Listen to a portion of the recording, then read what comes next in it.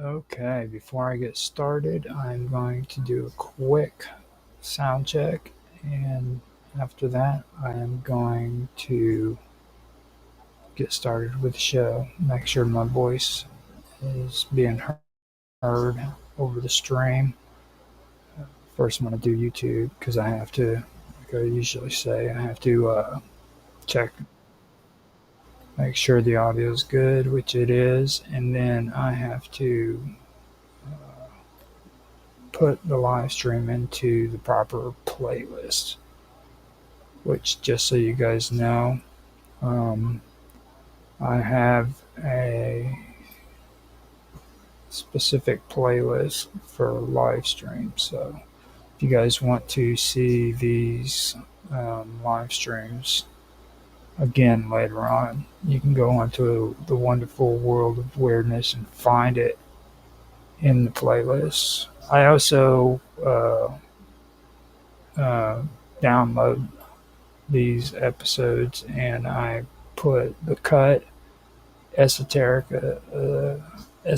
agenda and weird science onto my other channel that I had before I got involved with the wonderful world of weirdness, which is called uh, weird, weird science. No, it's called uh,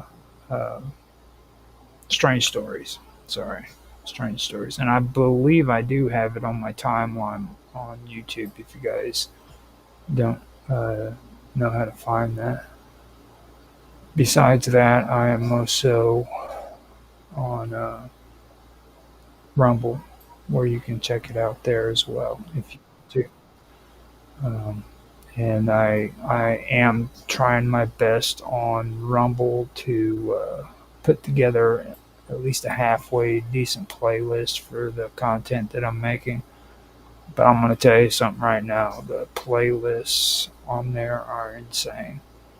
Uh, so far, all I'm doing so far what I'm doing is I'm also editing these videos down to 15-minute segments so that people who don't really want to sit down and listen to a stream for an hour and a half to 3 hours long can go in and watch a 15-minute video if they want to, which don't get me wrong, I know everybody has their opinions, about that. But if people just enjoy watching 15-minute videos at a time, then I'll help cater to that. I have no problem with it. So that's the reason why I do that. Just in my experience with doing videos and streaming, I've found that there's a lot of people who are more into watching shorter videos. So I try to make it to where I have 15-minute videos for those people. Um, there's some videos that come up to about an hour and 15 minutes. That's what this one usually is. And then I have other ones that are longer. I go from 3 to 6 hours. So on my channels, you basically get a variety of what you want to watch, just to let everybody know. So I checked the audio on Rumble and it sounds good. I also checked the audio on DLive. Sounds good there. I'm glad that it's actually not causing me problems today. This has been a rare occasion. It's usually always causing me grief on DLive. I don't know why, but it does. It sounds good on Kick. And now I'm checking Twitch.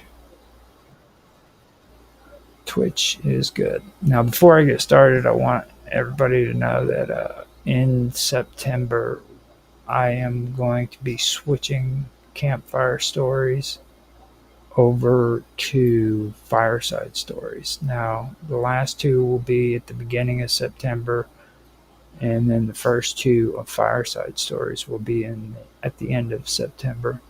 And that's going to be Halloween themed.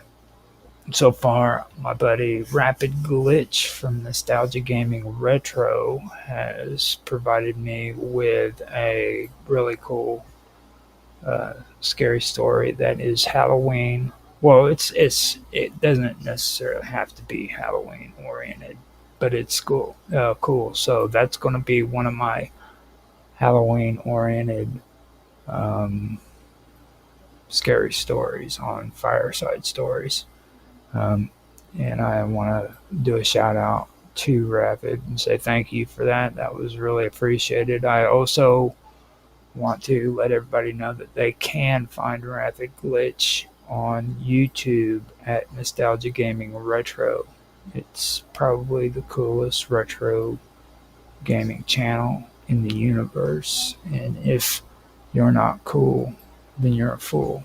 The only person that I know of who is even close to as good with retro games is old John, who's uh, the founder of the wonderful World of Weirdness. But other than that, if you want to check out cool retro games, go check out Nostalgia Gaming Retro.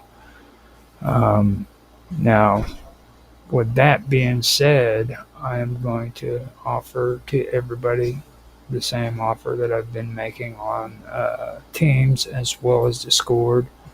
If you guys have any scary story ideas, or if you have a scary story of your own that you would like for me to read out loud on Fireside, feel free to send them to me or contact me on Discord or Teams.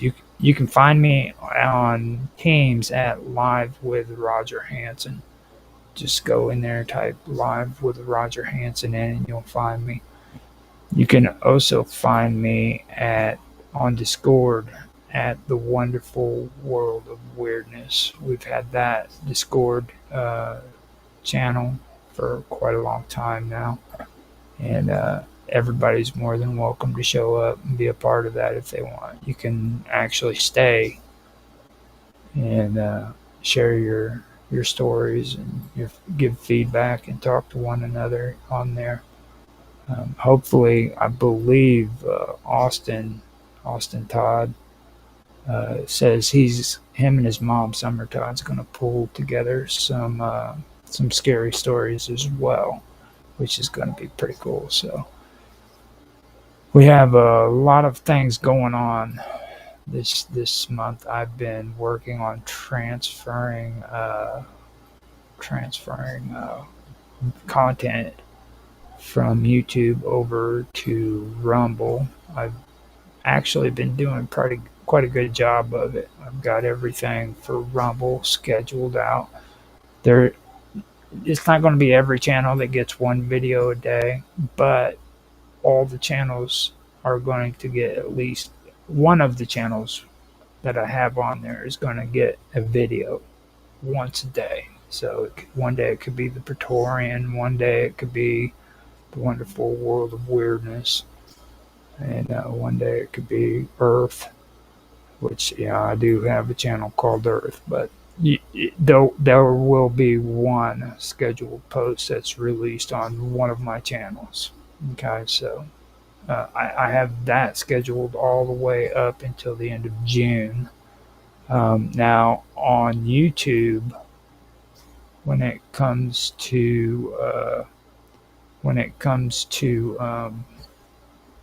YouTube on the Wonderful World of Weirdness, I have everything scheduled up to October, and that is looking pretty promising, to be honest with you. I actually am surprised how much we have going on there. So I'm I'm I'm I'm glad that we've made it to the end of August because I have officially been able to post one video on the Wonderful World of Weirdness every day on YouTube for the last year.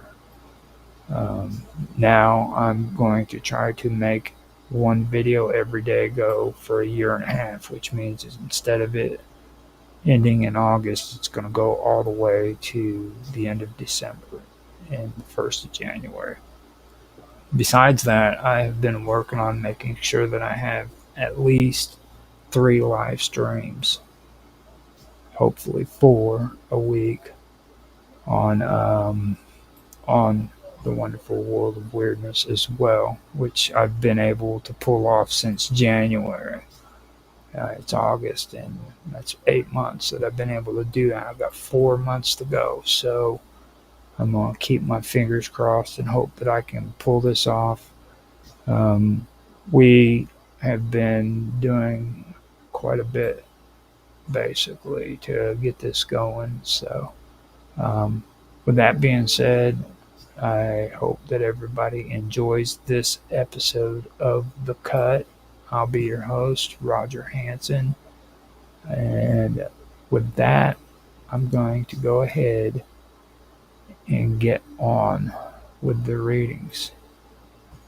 Now, these readings are readings that aren't like cut out of history or anything. Well, not all of them, not in the way that I usually say it, but what they are topics that I wanted to share, but I never had an opportunity to share them because they really didn't fit into the to categories. You know what I'm saying?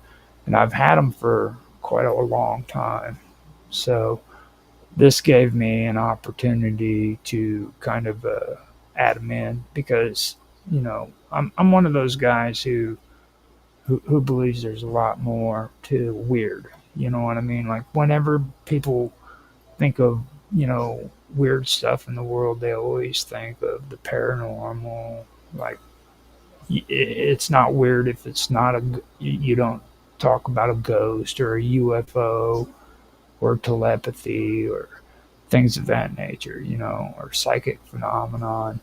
But for me, I feel that the world of weirdness is all things that are weird. You know what I mean? Not just things that are paranormal and strange and stuff like that, but everything. So I try to come up with things that are not necessarily paranormal or any of that nature, but just weird too. You know what I mean? I think that's important to do, and that's kind of what I do with this stuff. So that's why I enjoy doing The Cut, because it gave me a chance to kind of open up and share some of these things that are weird, but not in the paranormal or psychic kind of way. So with that, I'm going to start my readings, and I hope you guys enjoy. The Canal Saint Martin is one of the most fascinating waterways in Paris, combining history, engineering, and cultural life into a single ribbon of water that has flowed through the city for centuries. It is more than a functional canal, more than an aesthetic feature of the landscape, and more than a tourist attraction. The story of this canal stretches back to the early 19th century, when it was conceived as a vital link for commerce, sanitation, and urban planning. Over time, it has evolved, adapting to the changing needs of the city, and it has become both a relic of industrial Paris and a living artery of urban life.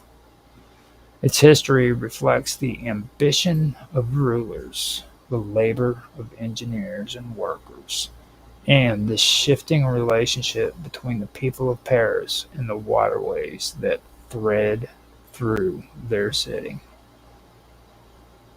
The construction of the Canal Saint Martin began in the first decades of the 19th century, during the reign of Napoleon I.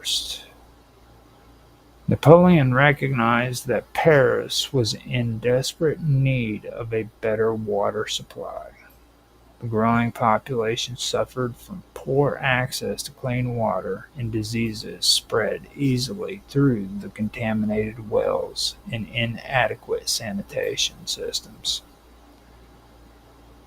At the same time, the city required an efficient means of transporting goods, such as grain, building materials, and firewood, which were essential to sustaining its expanding urban life.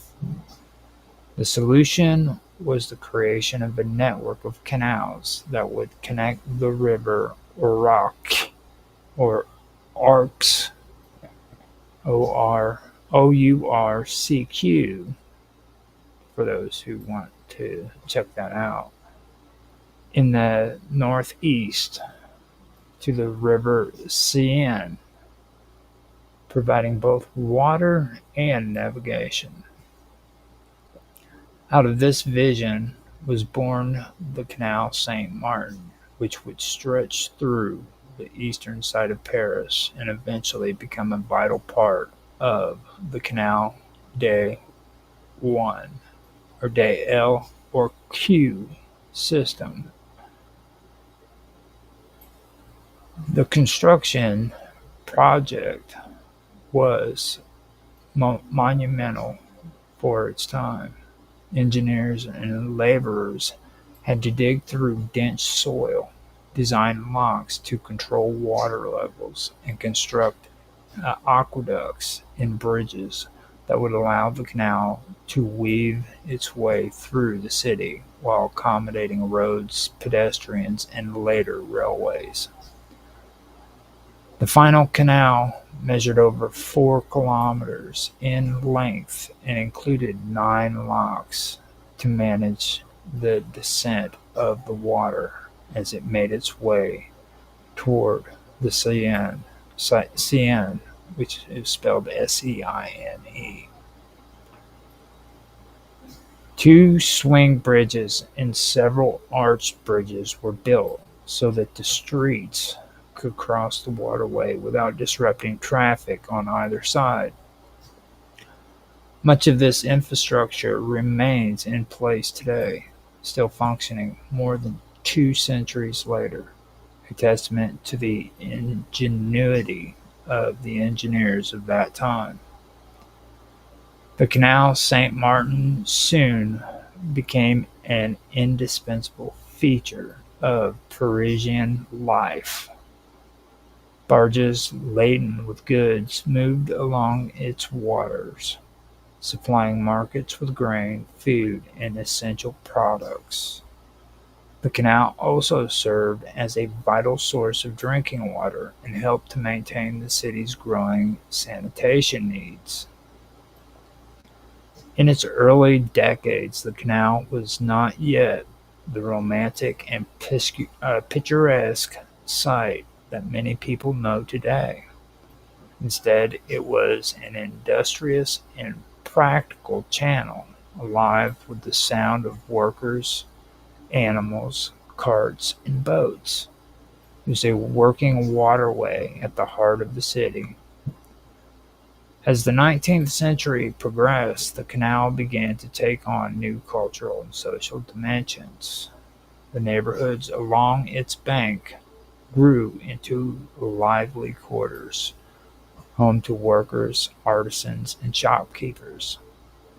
Warehouses and factories lined its edges,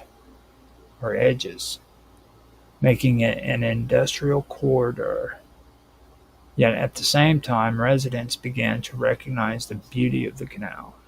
The tree-lined banks, the bridges, and the gently flowing water created a space of calm amid the noise of the city. Writers and artists began to depict the canal in their works, and by the early 20th century it had become a beloved part of the Parisian landscape. The 20th century, however, brought challenges to the Canal Saint Martin. With the rise of modern roads, trucks, and railways, the importance of waterways for for transport declined. Barges still moved along the canal, but their numbers decreased significantly as industries shifted towards faster and more flexible means of moving goods. The neighborhoods along the canal also went through periods of decline, with factories closing and unemployment rising.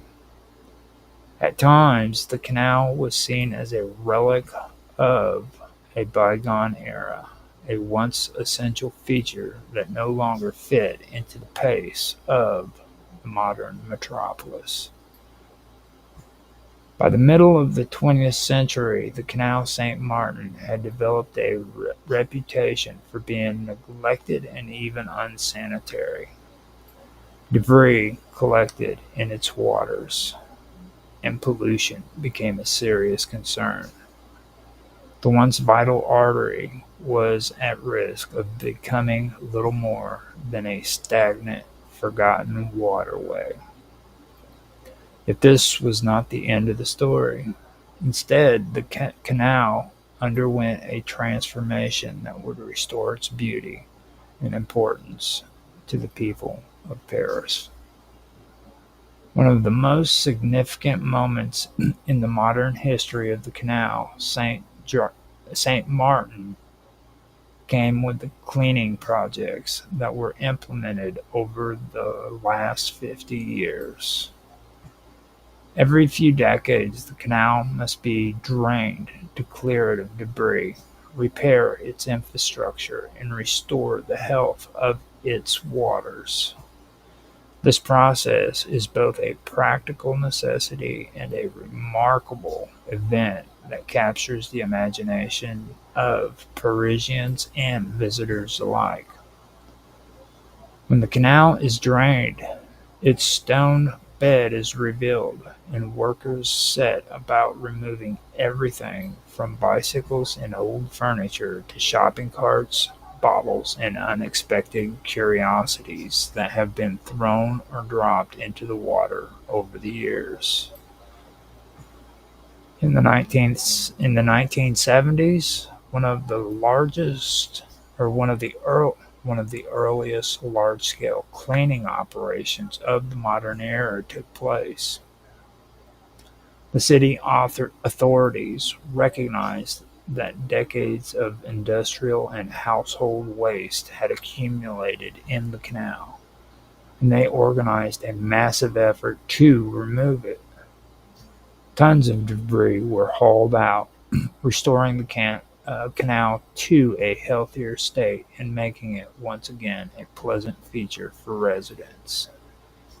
This effort was repeated in later decades, each time revealing a strange assortment of items that had sunk beneath the surface, from safes to traffic signs, and sometimes even historical relics that spoke to the long life of the canal. A particularly notable cleaning project occurred in the year 2001 when the canal was drained and restored to much public attention. This operation revealed nearly 40 tons of objects ranging from bicycles and shopping carts to appliances, wallets, and even unexpected remnants of older eras. The event fascinated Parisians who flocked to the canal's edge to witness the spectacle of its empty bed and to marvel at the hidden life of their city's waterway. For many, it was a reminder of the canal's enduring presence and the need to respect and preserve it. Another major cleaning effort took place in the year 2016 when the canal was again drained and cleared.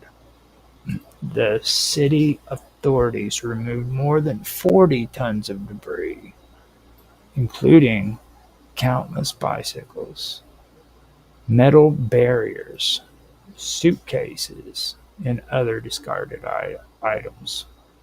Once more, The operation drew large crowds as people gathered to watch the surreal sight of a dry canal stretching through their neighborhoods. Environmental groups used the occasion to raise awareness about urban pollution and the importance of treating public spaces with care. The cleaning not only improved the water quality, but also reinforced the canal's role as a shared cultural treasure.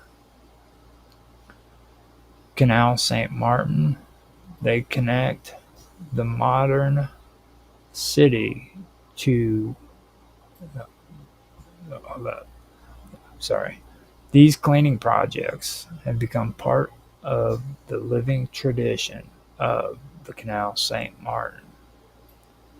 They connect the modern city to its past, reminding Parisians that this waterway has been flowing through their lives for 2 centuries, and that its preservation requires collective responsibility.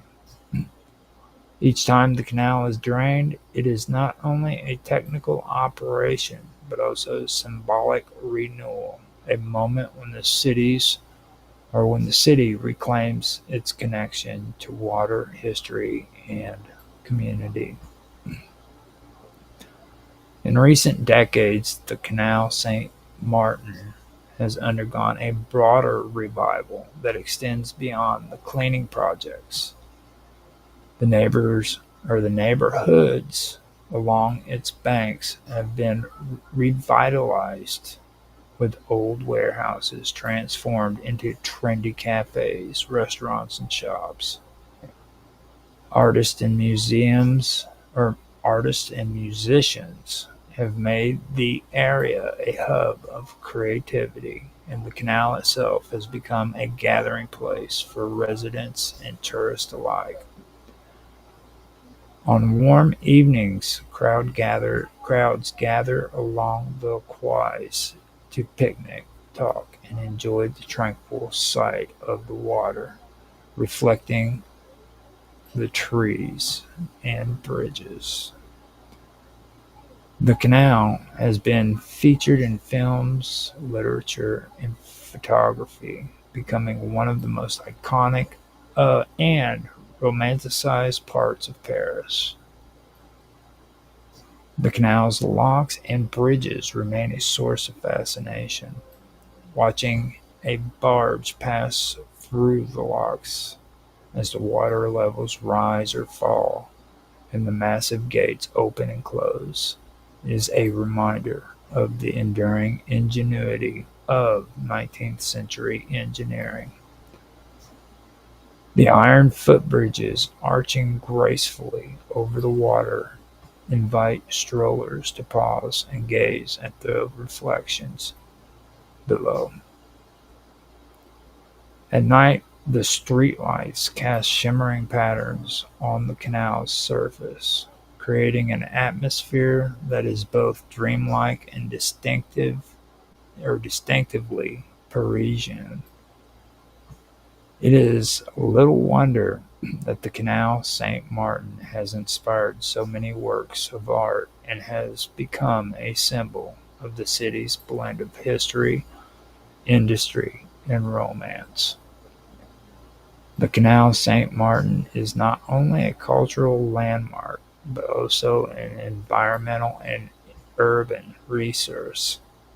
It continues to play a role in regulating the water system in Paris, linking the river Ourcq to the Seine and helping to manage the city's supply. In times of drought or heat waves, the canal contributes to cooling the city and providing much needed water.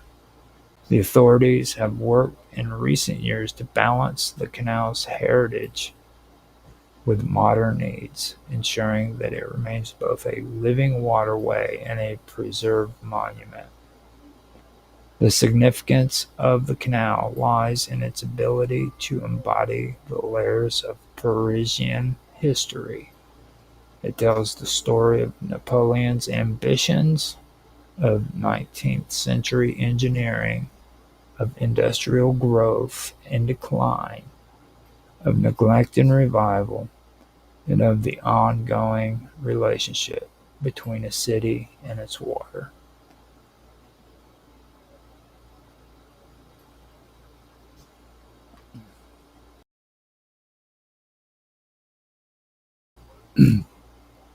Okay, I had to do a quick cough before I did anything.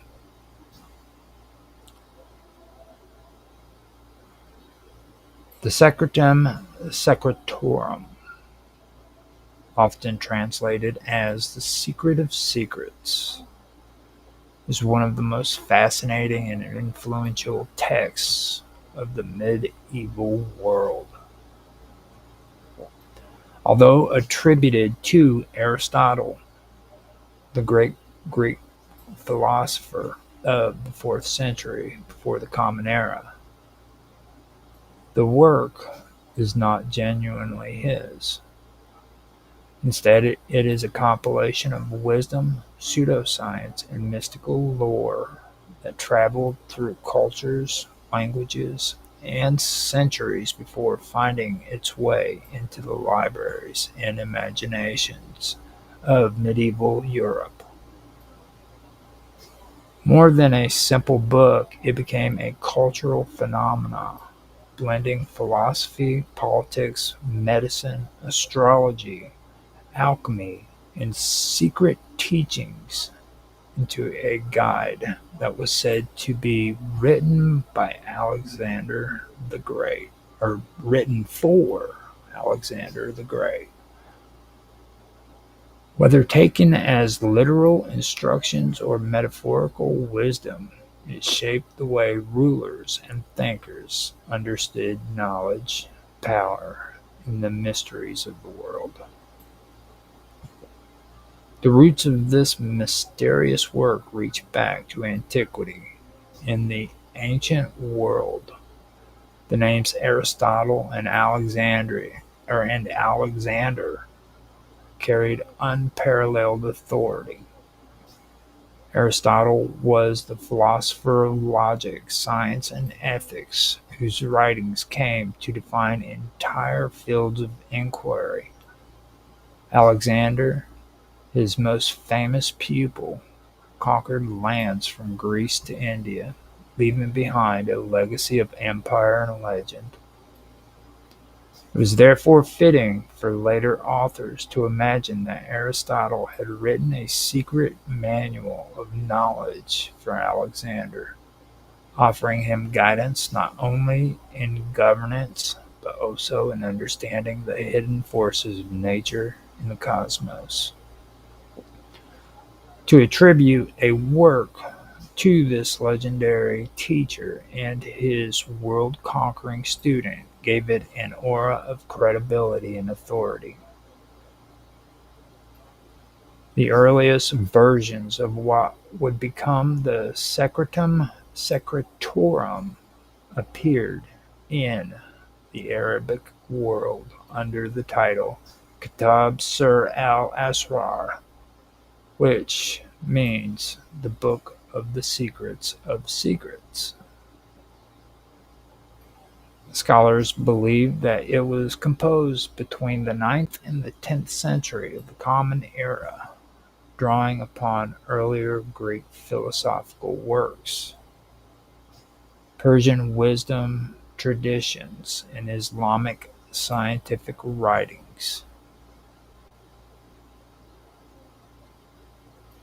The Arabic scholars were great collectors of translators of knowledge, preserving and expanding upon the legacy of Greek thought while also blending it with their own advances in medicine, astrology, mathematics, and philosophy.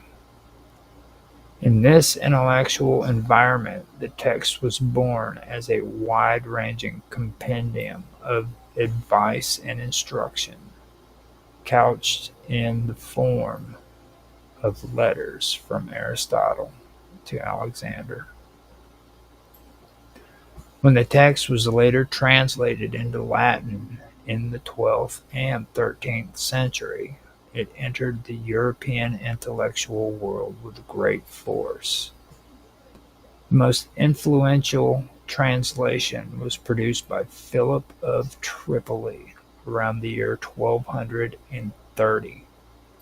From that point onward, the Secretum Secretorum became one of the most widely read and copied works of the Middle Ages. Kings, clerics, and scholars alike pored over its pages, convinced that it had contained the hidden wisdom of antiquity. It functioned not only as a mirror for princes, offering rulers advice on how to govern, but also as a manual of secret sciences from the regulation of the body's humors to the interpretation of the stars. The contents of the Secretum Secretorum are extraordinarily diverse, reflecting the many traditions it drew upon. At its core, it serves as a political and moral guidebook. Aristotle, speaking to Alexander, advises him on how to rule his empire with justice and moderation. He warns against the dangers of pride, greed, and tyranny, urging the ruler to cultivate virtues such as courage, temperance, and wisdom. The work reflects a long tradition of didactic literature in which rulers were counseled to balance power with morality, reminding them that authority without virtue leads to ruin. In this sense, the text resembles other medieval mirrors for princes, yet its association with Aristotle and Alexander gave it unparalleled prestige. Beyond politics, however, the Secretum Secretorum delves into the realm of science and pseudoscience. A large portion of the work concerns medicine and health, offering advice on diet, hygiene, and the maintenance of the bodily balance. It draws heavily on the ancient theory of the four humors, teaching that human health depends on the proper balance of blood, phlegm, black bile, and yellow bile. To preserve this balance, the text recommends specific foods, exercises, and remedies, essentially serving as a medieval handbook for a ruler who needed to maintain strength and vitality to lead. Astrology occupies another major place in the text. The Secretum Secretorum asserts that the stars and planets influence human affairs and that a wise ruler should pay attention to celestial moments before making decisions. For example, it suggests that certain times are more favorable than others when waging war, negotiating treaties, or holding ceremonies, depending on the alignment of the heavens. In the medieval imagination, astrology was not merely superstition, but an integral part of science, seen as a way of reading the divine order inscribed in the cosmos. The idea that Alexander himself consulted such knowledge through the guidance of Aristotle only reinforced its authority. Alchemy and occult knowledge also seep into the text. Some versions contain instructions on the preparation of elixirs or the pursuit of substances that could transmute metals, echoing the fascination with alchemical transformation that would later flourish in Europe. Physiognomy, the study of reading character from physical appearance, also appears in the text, teaching that the outward features of a person could reveal inner truths about their temperament or intentions. These sections, mixing practical advice with mystical speculation, gave the work its reputation as a book of hidden knowledge, a compendium of truths not meant for ordinary people, but for rulers and philosophers. The title Secret of Secrets itself reflects this aura of mystery.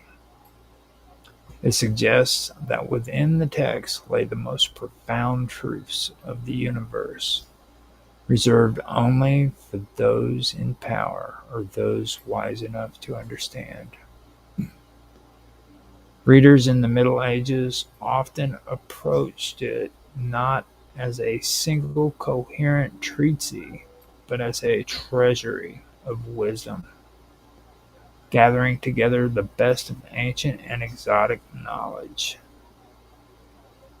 In this way, the book mirrored the medieval belief that wisdom came from collecting and harmonizing diverse traditions from Greek, Persia, India, and the Islamic world. The influence of the Secretum Secretorum on medieval Europe was immense. It circulated in countless manuscripts,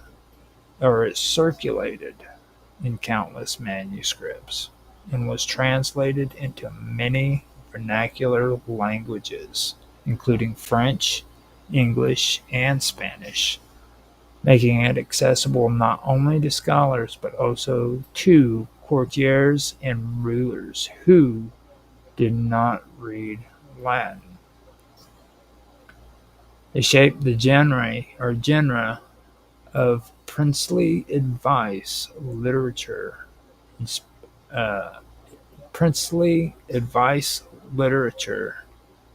inspiring other texts, and sought to blend ethnical guidance with what it shaped the genre of princely advice literature, inspiring other texts that sought to blend ethical guidance with practical governance. The great scholar Roger Bacon admired the text, believing it to contain genuine Aristotelian wisdom. He cited it as an authority on natural philosophy, medicine, and ethics, demonstrating the respect it commanded even among learned thinkers. At the time, not everyone accepted the text uncritically. Some scholars doubted its authenticity, noting the odd mixture of philosophy with astrology and occult science. Over time, especially during the Renaissance, when humanist scholars began to study Greek texts more directly, the Secretum Secretorum was recognized as a spurious work. Its credibility as an Aristotelian document diminished, but its cultural impact remained. Even as it lost scholarly authority, the text retained its mystique. For later readers, it came to represent the very spirit of the Middle Ages, an age when philosophy, science, and magic were not sharply divided but intertwined. It illustrated the medieval quest to gather all knowledge into a single system where the wisdom of the ancients could coexist with religious belief and esoteric speculation. The image of Aristotle writing a secret manual for Alexander symbolized the ideal union of wisdom and power, philosophy and action, knowledge and empire. Modern scholars study the Secretorum not for its scientific accuracy, but for what it reveals about medieval culture. It is a window into the transmission of knowledge across civilizations, showing how Greek thought traveled into the Arabic world, was reshaped by Islamic scholars, and then entered Latin Europe, where it continued to evolve. It demonstrates the blending of practical and mystical traditions, reflecting the medieval conviction that ruling a kingdom required not only political acumen, but also insight into the hidden forces of nature in the cosmos.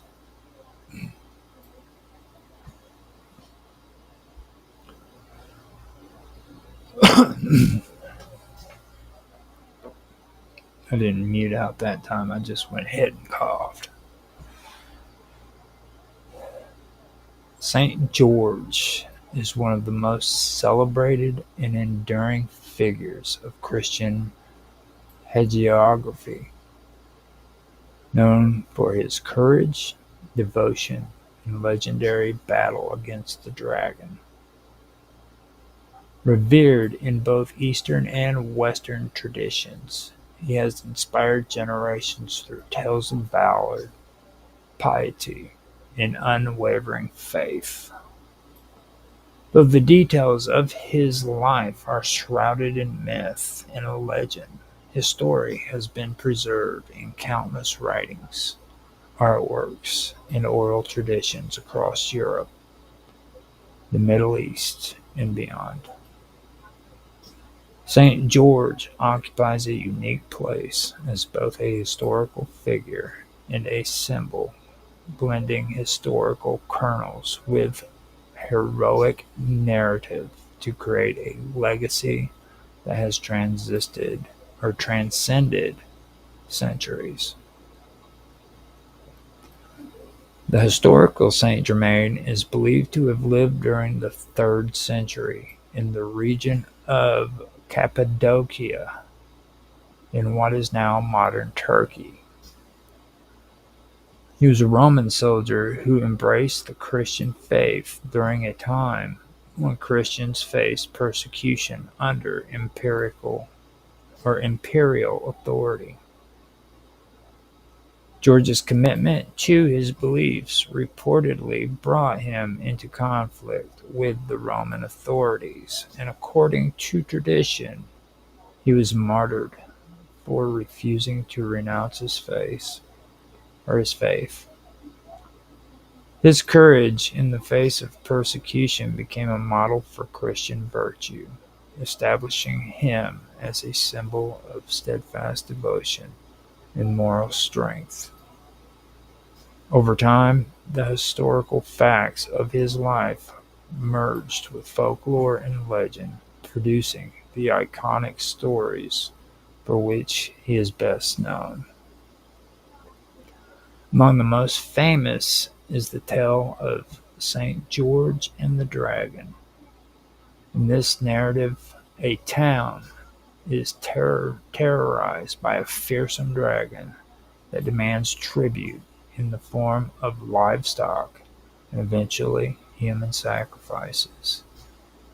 The townspeople are powerless, offering the life of the king's daughter to appease the beast. Saint George arrives, armed with faith, courage, and skill, and confronts the dragon. Through a combination of strategy, bravery, and divine assistance, he slays the dragon, rescuing the princess and restoring peace to the land.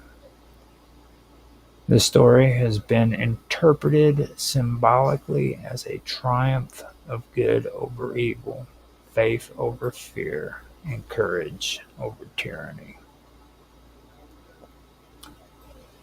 St. George's legend became widely popular in the medieval period when tales of knights and heroic warriors captivated European imagination. His figure was incorporated into the chivalry ideas that guided the behavior of knights, emphasizing qualities such as bravery, honor, and service to the weak. In this context, the dragon represents not only a literal threat, but also the moral and spiritual challenges that a knight must overcome. Paintings, sculptures,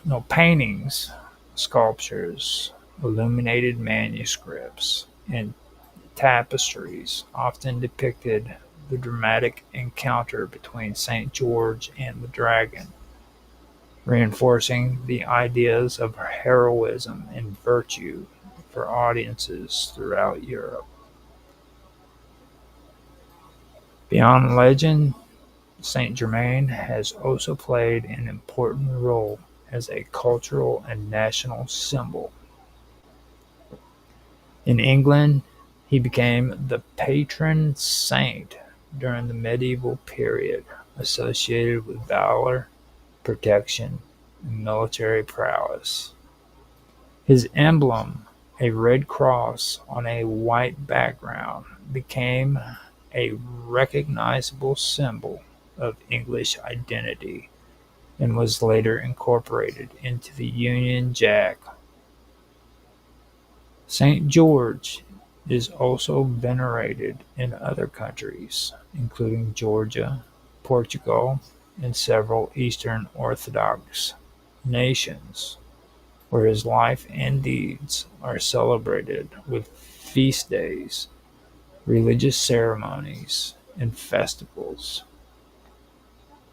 In each cultural context, the figure of Saint George serves as both a spiritual exemplar and a unifying symbol, embodying the virtues that communities wish to honor and uphold.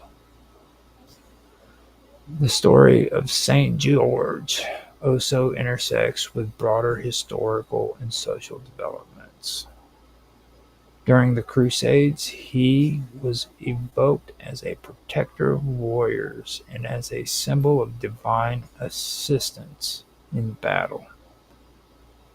His image was painted on shields, banners, and church walls, providing inspiration and a sense of moral authority to those engaged in warfare.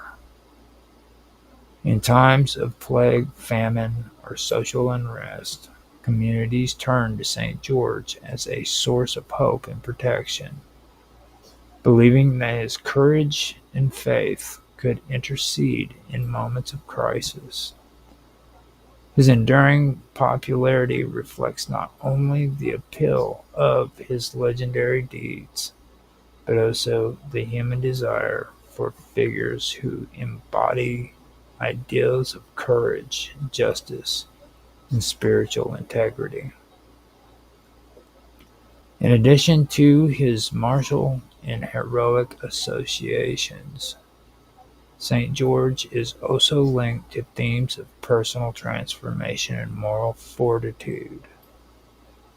The legend of the dragon can be read as a metaphor for inner struggles, the conquering of fear, and the pursuit of virtue in the face of adversity.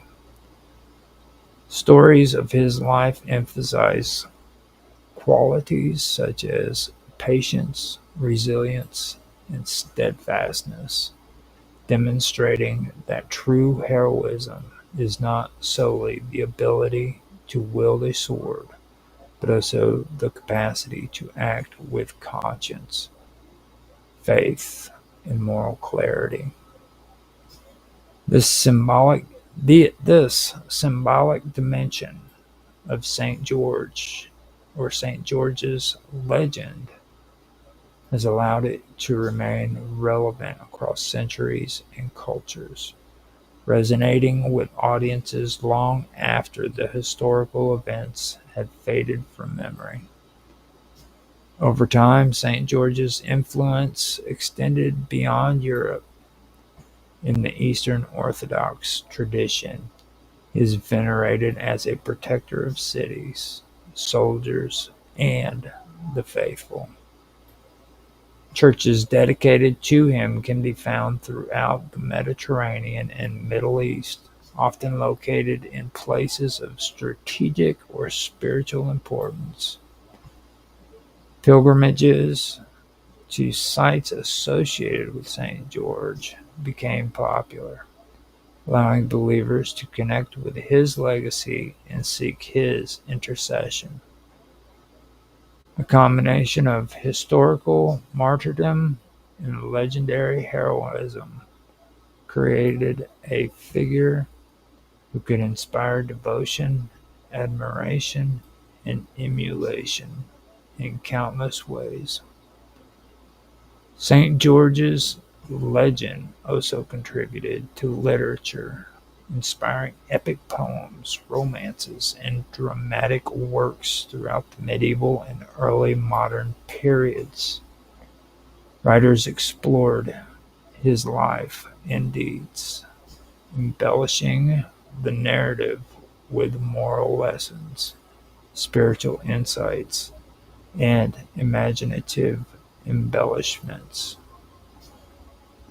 Artists of every medium, from manuscript illuminators to sculptors and painters, depicted him in vivid scenes of battle and triumph. The enduring vision and literary representations of St. George helped to reinforce his status as both a historical saint and a cultural icon. Even in contemporary times, St. George continues to hold symbolic power. His image appears in national flags, military insignia, and civic emblems. While his story is recounted in books, films, and educational materials. Modern interpretations often focus on the symbolic dimensions of his legend, viewing the dragon as a metaphor for social, moral, or personal challenges, and St. George as a model for confronting adversity with courage, ethics, and faith. The universality of his story combined heroism, moral instruction, and divine assistance, and has ensured its continued relevance across generations and cultures. St. George's feast day is celebrated on the 23rd of April in many Christian traditions. This day is marked by religious services, processions, and cultural celebrations, commemorating both his martyrdom and his legendary deeds. In some regions, the day is also associated with the arrival of spring, renewal, and hope, linking the saint's symbolic victory over evil with broader themes of rebirth and regeneration. Communities continue to honor St. George as a protector, a moral exemplar, and a symbol of bravery in the face of daunting challenges. So yeah, that's it. I wanted to definitely get the story of Saint George. That was one thing that I definitely have held on to for quite a few years, and it's very, very significant in a lot of things. It's just like I said at the beginning, it's very hard to classify St. George into some of the topics that I've gone over. You know what I mean? It's not very easy to do that. So, and yeah, Sean Grimm says he just got my email. Are you live? And I don't understand how you got my email. Um, so I do appreciate you showing up in chat and making a comment in the chat section, though. Um, if you want to contact me, respond to that email, and I will get back to you so that we can talk. I don't know for sure exactly who Sean, who you are, Sean Grimm. So contact me through the email or go on Teams and contact me with through Live with Roger Hanson. You can also find the Wonderful World of Weirdness on Discord as the Wonderful World of Weirdness. Check me out there as well. Besides that, I am on minds.com as Roger underscore Hanson, and I am at X as Roger Hanson at ROGLOL1973. Raj LOL 1973. So you can hook up with me there. Um, Other than that, I am streaming on Rumble. I'm also streaming on YouTube, both at the Wonderful World of Weirdness. I am also streaming on Twitch at Infamous 1969 if you guys want to watch on that platform. Now, on Twitch, I want to remind everybody that I do not keep copies of the stream. After this stream is done, it is gone. And I do that for a reason because now they're watching the amount of storage that you have in the videos that you keep on there. So I find that that's pretty tedious because that means I have to go through and delete videos once that amount has reached its limit. And rather than doing that, I just would rather just do a live stream, and after it's done, and it's good to go.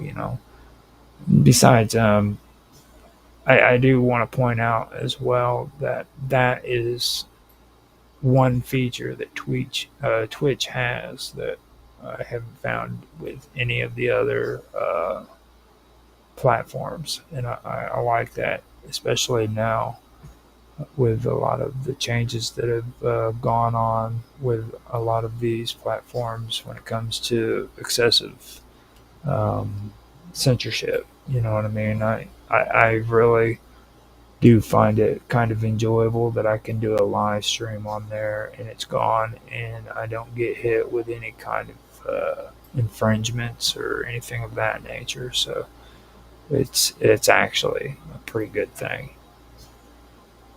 So you can find me on there while I'm streaming at Infamous 1969 if you guys want to check me out.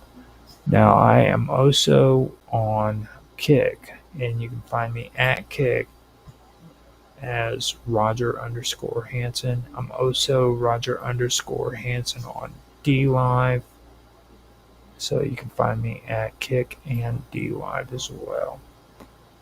I do have channels on Odyssey and BitChute, but I haven't been active on them for a while. So, and plus, I also should mention that even though I am on X and Minds, I don't go on there all the time. So, just letting you know, if you go on there, it could take me a while to respond. So, um, Sean, hit me up in email and we can talk. I'm hoping that it's just somebody spamming me or something. Yeah, you know what I mean? Because I really have no clue who you're talking about. Okay, so with that being said, I can say now that we are at an hour and 5 minutes, and I have finished my readings. I went through the channels to check for comments, and there was only that one, which is great. So, with that, all I have to say is if you like the show, please like, subscribe, share, make comments down in the comment section, guys. Give your feedback, tell your story, just say hi. It doesn't matter. Just say something, so that we can have a conversation.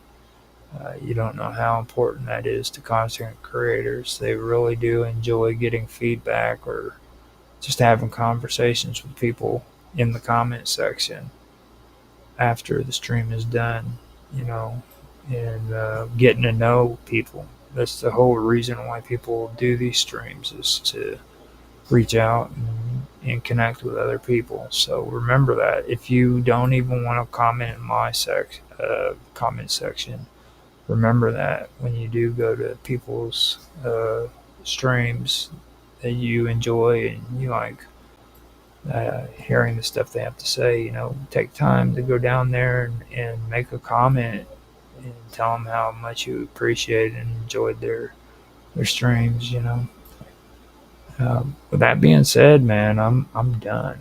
I am literally done. I am going to end this stream. I hope you guys have a good day, good evening, good morning, whichever time of the day it is for you. I hope you enjoy it, and I will talk to you later.